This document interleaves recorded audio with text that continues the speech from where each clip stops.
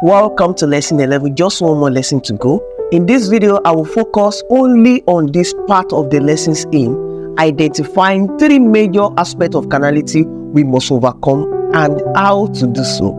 It is very important to note that every Christian has a unique calling, a place in God's plans that hold eternal rewards and profound purpose. By reflecting on Judas Iscariot's story, we see an individual was called and empowered by Jesus to preach, to heal, and set people free. Judas witnessed miracles. He experienced the power of ministry and was even promised an eternal reward, yet he wasn't successful in his calling. This teaches us an essential truth that although every believer is called, we must vigilantly guard that calling. Here are 3 major aspects of carnality that every Christian must overcome, as illustrated by the accounts of Judas. Number 1, self-interest and personal gain. Judas chose to follow Jesus with a heart that was ultimately motivated by personal gain. His willingness to betray Jesus for money reveals that his commitment was not rooted in true devotion but in self-interest. We are not judging Judas. The solution to this is every Christian are encouraged to examine their motivations and align them with God's purpose rather than personal benefits.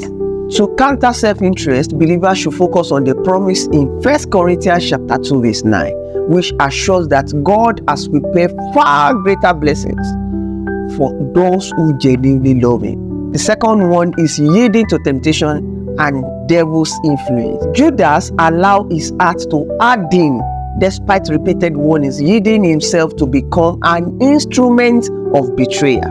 Carnality often involves succumbing to temptation, especially when warnings are ignored.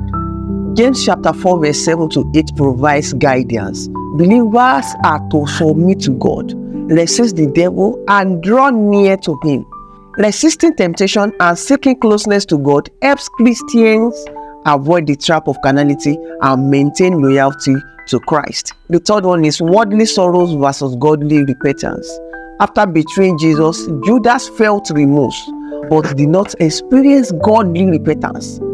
His regret led him to despair and suicide rather than repentance and restoration.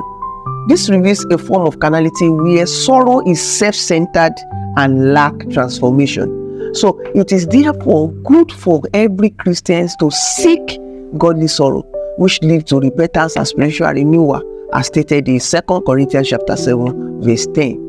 Turning to God for forgiveness and restoration rather than remaining in regrets ensures freedom from the destructive circle of worldly sorrow.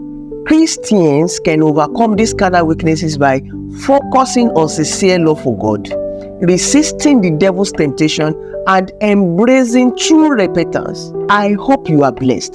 Don't forget to like this video and subscribe if you haven't already. Share with others so they can be blessed too. I look forward to seeing you in lesson 12, the grand finale.